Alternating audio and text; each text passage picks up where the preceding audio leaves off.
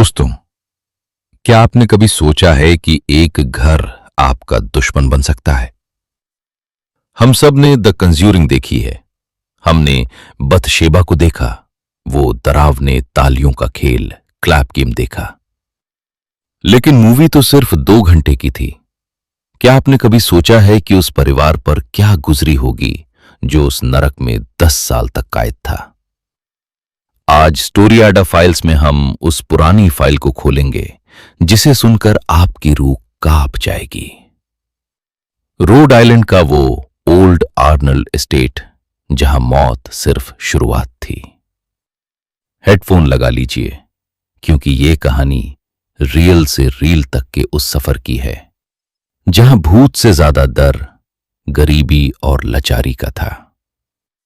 1971 की ठंड भरी सुबह रॉजर और कैरोलिन पेरन अपनी 5 बेटियों के साथ इस 200 साल पुराने फार्म हाउस में शिफ्ट हुए। उन्हें लगा उनका सपना सच हो गया, मगर पहले ही दिन से घर ने अपना असली चेहरा दिखाना शुरू कर दिया।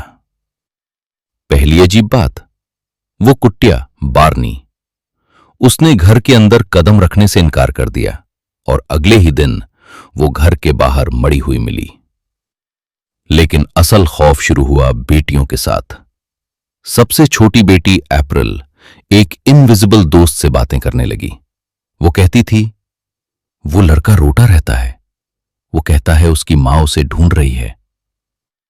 फिर शुरू हुई वो बदबू, जैसे कोई जानवर घर की दीवारों के पीछे सद रहा हो।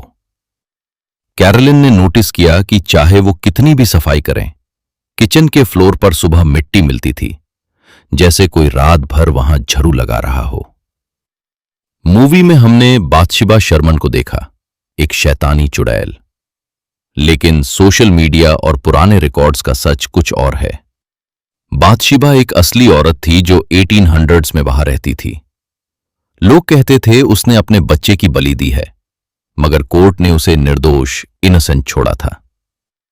मगर पेरन फैमिली के लिए वो कोई इंसान नहीं थी। कैरोलिन पेरन कहती थी कि एक रात उन्होंने एक ऐसी औरत को देखा जिसका चेहरा ही नहीं था, सिर्फ एक काला गड्ढा था। वो औरत कैरोलिन से नफरत करती थी क्योंकि वो खुद को उस घर की मलकिन समझती थी। एक बार कैरोलिन जब सो रही थी, उन्हें महसूस हुआ कि किसी ने उनके पैर में सुई नीडल चुभाई है। जब उन्होंने देखा तो वहां एक पुराना जख्म था, जैसे किसी ने उनका खून पीने की कोशिश की हो। जब डर बर्दाश्त से बाहर हो गया तो बुलाया गया एड और लोरेन वॉरेन को। मूवी में दिखाया गया कि उन्होंने सब ठीक कर दिया, मगर सच सुनिए, एक रात वॉरेन्स ने एक सेआंस आत्मा बुलाने की कोशिश की। कैरोलिन को एक कुर्सी से बांध दिया गया। चश्मादीद गवाह कहते हैं कि उस रात जो हुआ वो किसी फिल्म से कहीं ज्यादा भयानक था। कैरोलिन की आवाज बदल गई, वो अजीब भाषा में चिल्लाने लगी और उनका शरीर हवा में उठने लगा। रॉजर पेरन, जो अपनी पत्नी की ये हालत देखकर टूट चुके थे, उन्होंने गुस्से में एड वॉरेन को एक जोरदार थप्पड़ मारा और उन्हें घर से निकल दिया। एग्जॉर्सिज्म फेल हो गया था। वॉरेन्स चले गए, मगर वो वही रहीं। सबसे बड़ा दर्द ये था कि पेरन फैमिली के पास पैसे नहीं थे, इसलिए वो उस भूतिया घर में अगले 10 साल तक उन आत्माओं के साथ रहने पर मजबूर थे।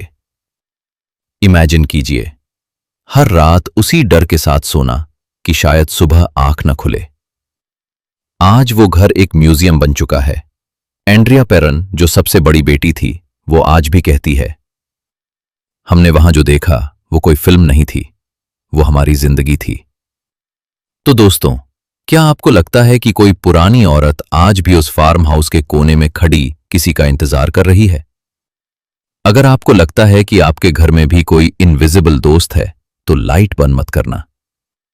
आप देख रहे थे स्टोरी आडा फाइल्स। अगली फाइल तक अपना ख्याल रखें, क्योंकि डर कहीं भी हो सकता है।